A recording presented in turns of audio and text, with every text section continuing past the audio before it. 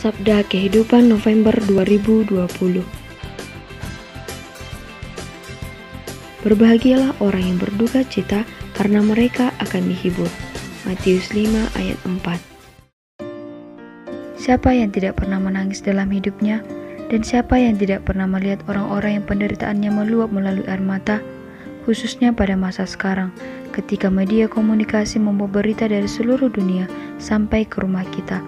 Bahkan ada resiko kita menjadi terbiasa dengannya. Hati kita membatu di hadapan gelombang penderitaan yang mengancam kita. Yesus juga pernah menangis, dan dia mengenal tangisan umatnya yang menjadi korban penjajahan bangsa lain. Banyak orang sakit, miskin, janda, yatim piatu, orang yang terpinggirkan dan berdosa, berbondong-bondong datang kepadanya untuk mendengarkan sabdanya yang menyembuhkan tubuh dan jiwa mereka.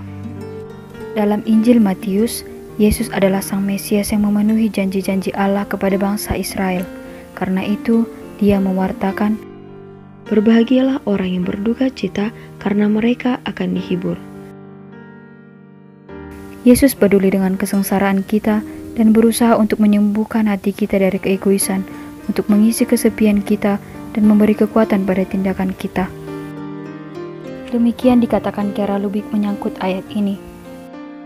Yesus dengan sabdanya ini tidak ingin agar orang-orang yang menderita menyerah begitu saja karena dia menjanjikan mereka pahala di masa depan. Tuhan juga berpikir tentang masa kini. Faktanya adalah bahwa kerajaannya meskipun tidak secara definitif sudah ada di sini. Kerajaannya itu ada dalam diri Yesus yang setelah bangkit dari sengsara kematian mengalahkan kematian itu sendiri dan juga hadir dalam diri kita. Dalam hati kita sebagai orang Kristiani, Tuhan ada di dalam diri kita. Allah Tritunggal tinggal di dalamnya. Maka sabda bahagia yang diwartakan oleh Yesus bisa menjadi kenyataan sejak dari sekarang.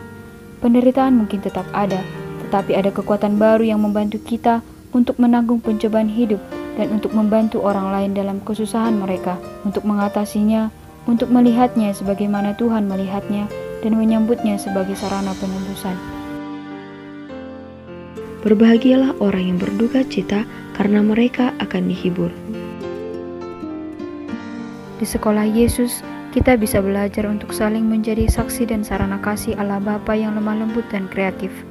Inilah lahirnya sebuah dunia baru yang menyembuhkan koeksistensi manusia dari akarnya dan menarik kehadiran Tuhan di antara manusia, sumber penghiburan yang tiada habisnya untuk mengeringkan setiap tetes air mata.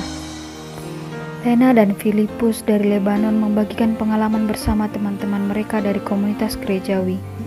Teman-teman terkasih, kami berterima kasih atas ucapan selamat Paskah yang sangat istimewa tahun ini. Kami baik-baik saja dan kami berusaha berhati-hati untuk tidak terpapar oleh virus. Namun berada di barisan depan dalam aksi sponsor Lebanon, berarti kami tidak bisa tinggal di rumah saja.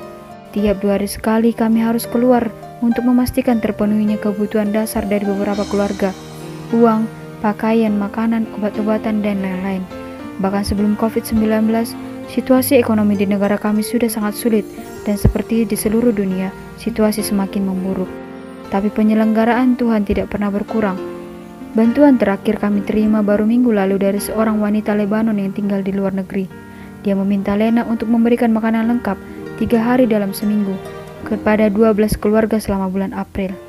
Ini satu penegasan yang indah akan kasih Tuhan yang tidak pernah terkalahkan dalam kemurahan hati.